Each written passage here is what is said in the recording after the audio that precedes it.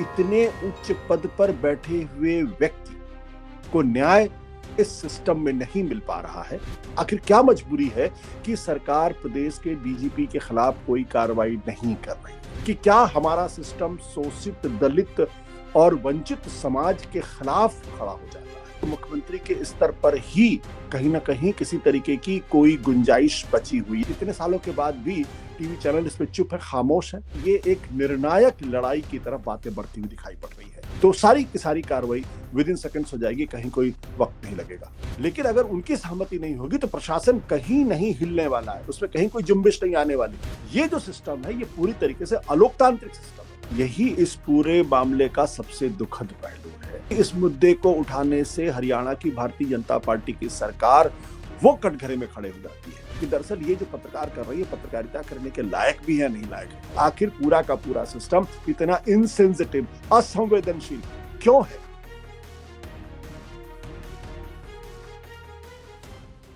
एक दलित आईपीएस अफसर को आत्महत्या करनी पड़ी।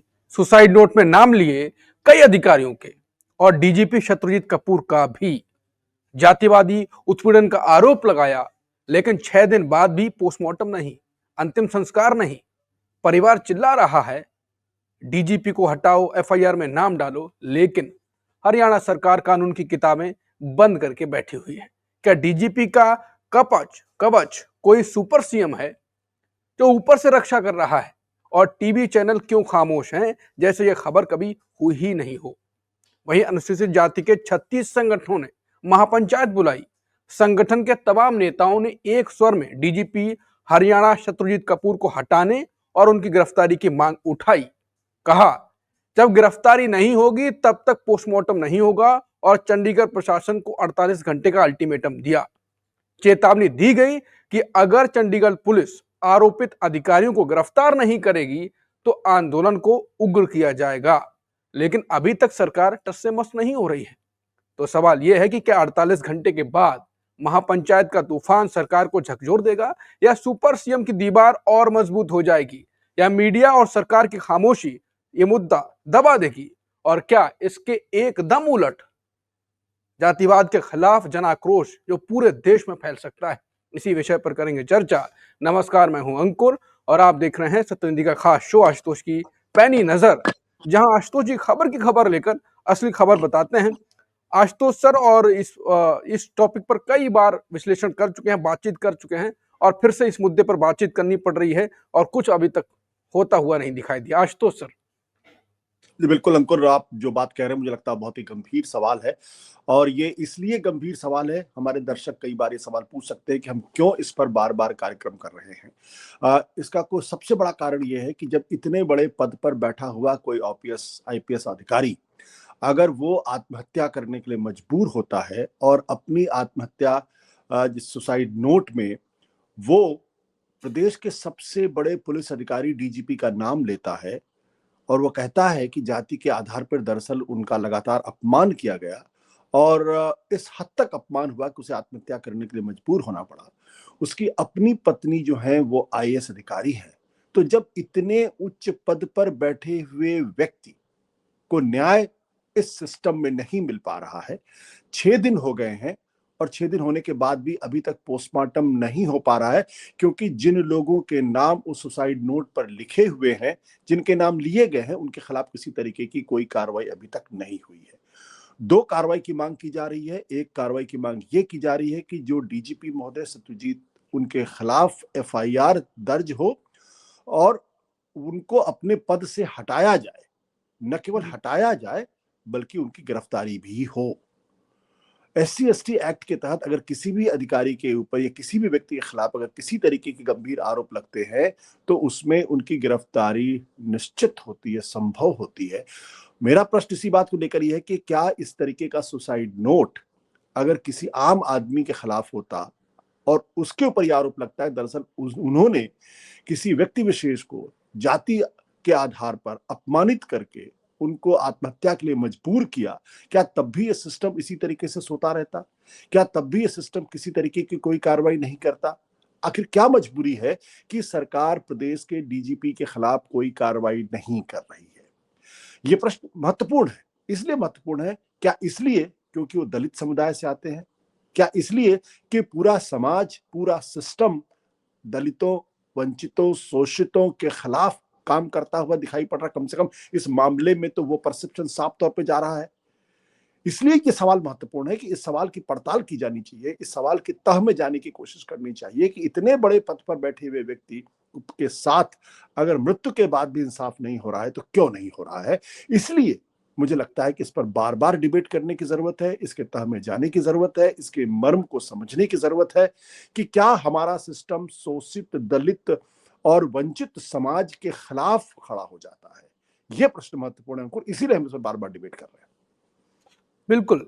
आशुतोष सर, एक चर्चा चल रही है सोशल मीडिया पर, बाकी लोग भी कह रहे हैं, डीजीपी को जब परिवार 6 दिन हो गए, छोटी क्या कितनी बड़ी बात है, क्या एफआईआर में नाम डाल दीजिए और इन पे हटा दीजिए, जब तक जांच चले तब तक तो आप कर सकते हैं। और कई बार ऐसा होता रहा है, लेकिन आप नहीं कर रहे, कह रहे हैं कि कोई सुपर सीएम है कवच। कौन सुपर सीएम है ये? देखिए, पुलिस प्रशासन अब तक इस पूरे मामले में कड़ी कार्रवाई कर चुका होता। कम से कम डीजीपी महोदय को तो कोई मामूली पुलिस अधिकारी तो हटा नहीं सकता है। डीजीपी महोदय को वही हटा सकता है जो मुख्यमंत्री के पद पर हो या उनसे ऊंचे पद पर हो, जिनको वो रिपोर्ट करते हैं। तो डीजीपी के खिलाफ कार्रवाई नहीं हो रही, इसका मतलब यह है कि वो मुख्यमंत्री के स्तर पर ही कहीं ना कहीं किसी तरीके की कोई गुंजाइश बची हुई है, कहीं कोई संकोच बचा हुआ है। ये संकोच क्यों बचा हुआ है, ये गुंजाइश क्यों बची हुई है, ये सवाल तो पूछा जाना चाहिए ना, इस सवाल पे चर्चा होनी चाहिए। मैं इस डिबेट पे नहीं जाता हूं कि भारत के अंदर जो तमाम टीवी चैनल इस पे चुप क्यों है, इस पे शांत क्यों है।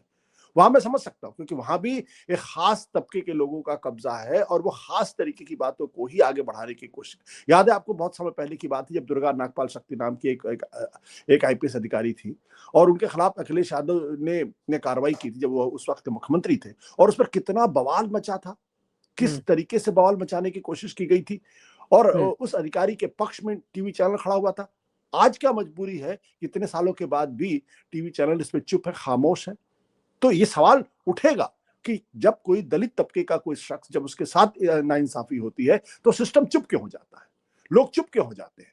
क्या इसलिए क्योंकि खास मानसिकता के तहत लोग कार्रवाई होती है? अगर दलित तबके का शख्स है तो उस पर चुप्पी हो जाएगी, अगर किसी दूसरे तबके का होगा, जो प्रभुत्ववादी तबके का होगा, तो लोग बोलने लगेंगे अचानक। तो इसलिए मैंने जो सवाल पूछा है कि इस मसले पे अब परिवार पूरी तरीके से अड़ा हुआ है और मुझे ऐसा लगता है कि ये एक निर्णायक लड़ाई की तरफ बातें बढ़ती हुई दिखाई पड़ रही है। हरियाणा के आसपास के जो तमाम दलित समुदाय के लोग हैं, जो दलित संगठन से जुड़े हुए लोग हैं, उन्होंने बाकायदा इस पे पंचायत करने की धमकी दी है और यह भी कहा है कि अगर 48 घंटे के अंदर इस पे कार्रवाई नहीं हुई तो फिर वो सड़कों पर उतरेंगे, प्रोटेस्ट करेंगे।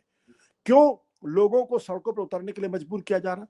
अरे भाई, डीजीपी साहब का नाम उन्होंने अपनी सुसाइड नोट पे लिया है और सुसाइड नोट पे नाम आने का मतलब यह है कि एक बात कही जाती, कोई भी व्यक्ति जो आत्महत्या करता है या कोई भी व्यक्ति जो मृत्यु के करीब होता है वो झूठ नहीं बोलता है। और मान लीजिए अगर उन्होंने उसमें कुछ गलत भी लिखा हुआ है तो कम से कम इतनी तो कार्रवाई होनी चाहिए कि डीजीपी महोदय को अपने पद से हटा दिया जाए, उनको कोई और जिम्मेदारी दे दी जाए, टाइम बाउंड तरीके से इन्वेस्टिगेशन हो जाए और उस टाइम बाउंड तरीके से इन्वेस्टिगेशन के दौरान जब तक रिपोर्ट नहीं आती तब तक वो उस पदभार को न संभाले। लेकिन ऐसा नहीं होता हुआ दिखाई पड़ रहा है। कल अगर यही लोग सड़कों पर उतरेंगे, अगर विरोध प्रदर्शन करेंगे और फिर अगर इस दौरान किसी तरीके की कोई हिंसा होगी तो फिर ये कहा जाएगा देखिए ये लोग जो हैं वो हिंसा को बढ़ावा देने की कोशिश करते हैं, ये लोग हिंसक मार्ग अपनाने की कोशिश करते हैं। भाई 6 दिन हो गए हैं, आप एफआईआर नहीं दर्ज कर रहे हैं, आप उसमें डीजीपी महोदय के खिलाफ कार्रवाई नहीं कर रहे, क्यों नहीं कार्रवाई कर रहे? तो इसलिए मेरा मेरा मेरा लगता है कि जब तक कोई बहुत बड़ा अधिकारी, कोई बहुत बड़ा नेता, और वो मुख्यमंत्री के से कमतर तो नेता नहीं हो सकता है या कमतर अधिकारी तो नहीं हो सकता है, क्योंकि डीजीपी कोई मामूली अधिकारी नहीं होता है कि उसके खिलाफ कोई एसपी कोई कार्रवाई कर दे। हालांकि कानून की नजर में जो पुलिस का थाना अध्यक्ष है वो पूरी तरीके से कॉम्पिटेंट है डीजीपी महोदय के खिलाफ कार्रवाई करने के लिए, उनको गिरफ्तार करने के लिए पूरी तरीके से कॉम्पिटेंट है। लेकिन इस मामले में एक चीज का बार बार जो आश्रय लिया जाता है वो कि जब एक खास अधिकारी के खिलाफ कार्रवाई करने के पहले, क्रिमिनल कार्रवाई करने के पहले ऊपर प्रशासन से अनुमति लेनी पड़ती है, अगर वो अनुमति नहीं मिलती है तो आप उनके खिलाफ कार्रवाई नहीं कर सकते, ये भी कहा जाता है। लेकिन मेरा साफ तौर मानना यह है कि ये सारी कार्रवाई बहुत त्वरित गति से हो सकती है, या त्वरित गति से हो जाएगी, या त्वरित गति से होती हुई दिखाई पड़ेगी अगर मुख्यमंत्री इस पूरे मसले पर तैयार होंगे कि इसमें इंसाफ होना चाहिए और डीजीपी महोदय के खिलाफ कार्रवाई होनी चाहिए, तो सारी की सारी कार्रवाई विद इन सेकंड्स हो जाएगी, कहीं कोई वक्त नहीं लगेगा। नहीं, अगर कोई उनको बचा रहा है जो कि लगभग सही साबित हो रहा है, तो ऐसा इसमें क्या अंकुर, उनमें इसमें बचाने का मतलब बिल्कुल स्पष्ट है कि इसमें वहां की जो मौजूदा सरकार है वही बचा रही है, दूसरा कोई नहीं वही बचा सकता उसको। या तो मुख्यमंत्री महोदय महोदय इस बात की जिम्मेदारी लें, और अगर मुख्यमंत्री महोदय नहीं जिम्मेदारी लेते तो फिर केंद्र की सरकार इस बात की जिम्मेदारी ले, और उससे नीचे का कोई नेता, कोई अफसर इसमें कोई कार्रवाई नहीं कर सकता है। ये इतना बड़ा मामला है, इसलिए डीजीपी महोदय के खिलाफ कार्रवाई करने के पहले आपको मुख्यमंत्री से परमिशन लेनी पड़ेगी, या उनका वो तैयार हो तब। अगर वो तैयार होंगे तो सारी चीजें 2 मिनट के अंदर सुलझ जाएंगी और उनके खिलाफ कार्रवाई भी हो जाएगी, उनको अपने पद से हटा भी दिया जाएगा, और अगर जरूरत पड़ी तो उनकी गिरफ्तारी भी हो जाएगी। लेकिन अगर उनकी सहमति नहीं होगी तो प्रशासन कहीं नहीं हिलने वाला है, उसमें कहीं कोई जुम्बिश नहीं आने वाली, सब कुछ एज इट इज चलेगा। तो ऐसा क्या उनमें लगा हुआ है कि उनको बचाने में पूरा सबको झोंक दे रहे हैं सरकार? नहीं, कभी कभी देखिए, ये राजनीतिक जो सत्ता प्रतिष्ठान होता है वो उसकी एक जिद होती है, उसके अंदर एक एरोगेंस होता है, और वो फिर अपने हिसाब से काम करता है। और तभी देखिए, आप सोनम वांगचुक के मामले में क्या हुआ, आपको अच्छी तरीके से मालूम है। 5 बार उनको धरना प्रदर्शन करना पड़ा, भयानक सर्दी के अंदर उनको धरना प्रदर्शन करना पड़ा, उनको दिल्ली आना पड़ा। दिल्ली आने जब आए, सब कुछ शांतिपूर्ण तरीके से चल रहा था, कहीं किसी तरीके से कोई हिंसा का मार्ग नहीं अख्तियार किया, लेकिन प्रशासन ने उनकी बात सुनने से पूरी तरीके से इनकार कर दिया। और अंत में जब लोग गुस्से में सड़कों पर उतरे तो 4 लोगों की जानें चली गई, और तब उनको गिरफ्तार कर लिया गया, उनके खिलाफ जो है नेशनल सिक्योरिटी एक्ट लगा दिया गया, उनको लेह जैसे ठंडे प्रदेश से हटा के उनको जोधपुर जैसे गर्म प्रदेश में लाकर रख दिया गया। अब इसमें ऐसी कौन सी बात थी जो सोनम वांगचुक कह रहे थे जिसमें बात नहीं हो सकती थी? कम से कम सोनम वांगचुक के खिलाफ आमने सामने बात तो होनी चाहिए थी ना, और वो भी जो मांग कर रहे थे उस पर उनको समझाने की कोशिश करनी चाहिए। मैं जो बार बार कहता हूं कि हमारे यहाँ एक ऐसा सिस्टम डेवलप हो गया है कि ये सिस्टम कार्रवाई करने को अपनी हेठी समझता है। कह रही तुम्हारी हिम्मत कैसे पड़ गई, तुम मुझे कैसे डिक्टेट कर सकते हो, मैं तुम्हारे कहने पे कार्रवाई करूंगा, कार्रवाई तो मैं तब करूंगा जब मैं चाहूंगा। ये जो सिस्टम है ये पूरी तरीके से अलोकतांत्रिक सिस्टम है। लोकतांत्रिक सिस्टम में अगर एक मामूली नागरिक भी अगर कोई बात करता है तो उससे बात होती है, उसकी बातों को सुना जाता है और उसके खिलाफ उचित कार्रवाई करने का आश्वासन दिया जाता है, और अगर उसकी बातों में दम है तो फिर उस पर निर्णायक कार्रवाई बाद में होती है। इस पूरे मामले में बहुत छोटी सी बात है, और छोटी सी बात यह है कि जबकि सुसाइड नोट में डीजीपी महोदय का नाम है, लिहाजा जब तक इस पूरे मामले की जांच कंप्लीट नहीं हो जाती तब तक उनको अपने पद से हटा के कोई दूसरी जिम्मेदारी दे दे या उनको सस्पेंड कर दे, और जब तक और एक बार कार्रवाई हो जाए और अगर जो आरोप लगाए गए हैं अगर वो आरोप सच साबित होते हैं तो फिर उनके खिलाफ आगे की कार्रवाई होनी चाहिए, और अगर सच साबित नहीं होते हैं तो वो सारी की सारी रिपोर्ट पब्लिक पे आनी चाहिए, लोगों को बताना चाहिए कि भाई इसमें ये दिक्कतें पैदा हो रही, इस वजह से हम कार्रवाई नहीं कर रहे, तब तो लोगों का भरोसा होगा। लेकिन अगर परिवार पोस्टमार्टम न कराने पर अड़ा हुआ है, साथ ही साथ जो अंतिम संस्कार न कराने के लिए अड़ा हुआ है, और तमाम जो दलित संगठन है वो इस पर नाराज है और वो कह रहे हैं कि हम इसे पंचायत करेंगे और अगर कार्रवाई नहीं हुई तो हम सड़क का मार्ग अख्तियार करेंगे, तो सरकार क्यों इस संकट को बढ़ा रही है? आशुतोष सर, आपने पिछली बार भी हमारी बातचीत हुई तो आपने कहा कि ये दलाल एंकर्स हैं, दलाल मीडिया है। अगर सरकार जिद कर रही है तो मीडिया का काम है कि आपकी जिद अगर फालतू की है तो उसको तोड़ा जाए और आपको बात माननी पड़ेगी, क्योंकि जनता की आवाज है। अगर कभी कभी ऐसी खबरें आती हैं, छोटे से चुटभैया 4-5 गांव में कुछ हो जाता है, लेकिन वो कुछ समान मामला होता है तो तुरंत उठाई जाती है कि इनकी ये जिद हो गई, सरकार मान ले नहीं तो काम हो जाएगा, और फिर वो मानी जाती है, बात बहुत मीडिया में चलती है। हालांकि वो अलग बात है लेकिन ये खबर तो गायब है एक हिसाब से देखा जाए तो, बस छोटे कॉलम नीचे डाल दी जा रही है। देखिए अंकुर, यही इस पूरे मामले का सबसे दुखद पहलू है। मीडिया अपने हिसाब से काम नहीं कर रहा है। मीडिया को मुझे लगता है कि कहीं से इंस्ट्रक्शंस आते हैं कि इस मुद्दे को उठाना है, इस मुद्दे को नहीं उठाना है, क्योंकि इस मुद्दे को उठाने से हरियाणा की भारतीय जनता पार्टी की सरकार वो कटघरे में खड़े हो जाती है, और ये आरोप उनके ऊपर लगेगा कि दरअसल वो कार्रवाई नहीं कर रहे हैं। अगर इसी मामले को सारे टीवी चैनल सुबह शाम अगर उठाने लगे और इस पर मजबूती के साथ अपनी बात रख, मैं नहीं कहता हूं इस पर कोई एजेंडा चलाने की जरूरत है, लेकिन अगर इस मसले को उठाने लगे, इस पर डिबेट करने लगे, तो फिर बात ही कुछ और हो जाती है। अब मैं आपको एक छोटा सा उदाहरण देता हूं कि राहुल गांधी ने बिहार के अंदर वोट अधिकार यात्रा की, 6-7 दिनों के लिए, 16 दिनों के लिए, तो उसको पूरी तरीके से मीडिया से बाहर कर दिया गया। उस पर कहीं किसी तरीके की कोई डिबेट नहीं सुनाई पड़ी।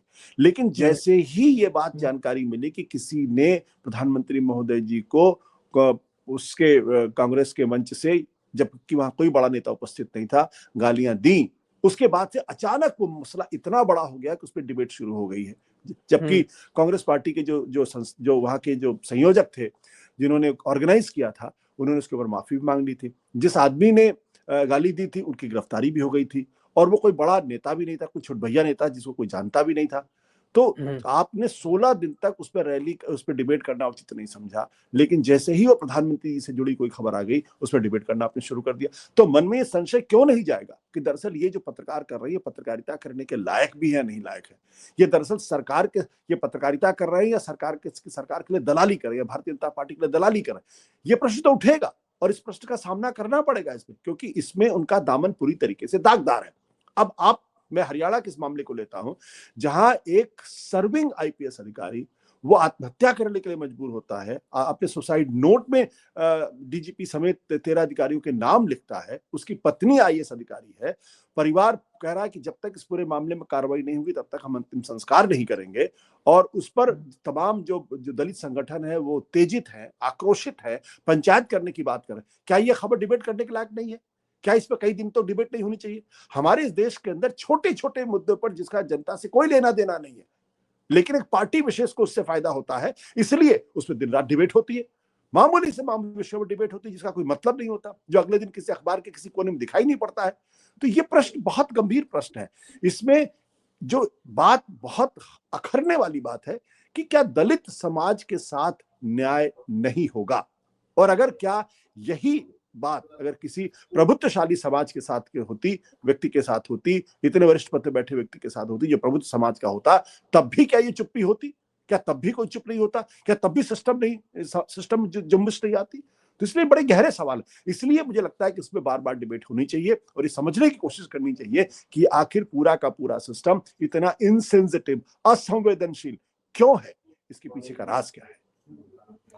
राज भी खुलेगा, और न्याय देंगे नहीं तो लिया भी जाएगा। और अब जमाना बदल गया है। अगर आपने राहुल गांधी को भारत जोड़ो यात्रा में कवर नहीं किया, आपने बिहार वाली यात्रा में कवर नहीं किया, लेकिन ठीक ठाक कवर किया गया डिजिटल के थ्रू, सोशल मीडिया के थ्रू। तो मीडिया दूसरे तरीके की, आप कब तक आप अपना ये लेके मट्ठा बैठे रहेंगे? कुल मिलाकर देखते हैं कब तक ये बात सरकार नहीं मानती, कब तक अपनी हट्टी पर कायम रहती है, जिद पर कायम रहती है। लेकिन डंका बजा तो फिर हिलेंगे। बहुत विदेशों में डंका बजा लिए, हरियाणा में बज गया तो आपका फिर काम तमाम हो जाएगा। नमस्कार।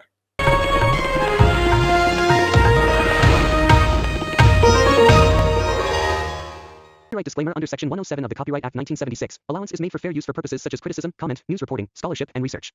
Fair use is a use permitted by copyright statute that might otherwise be infringing.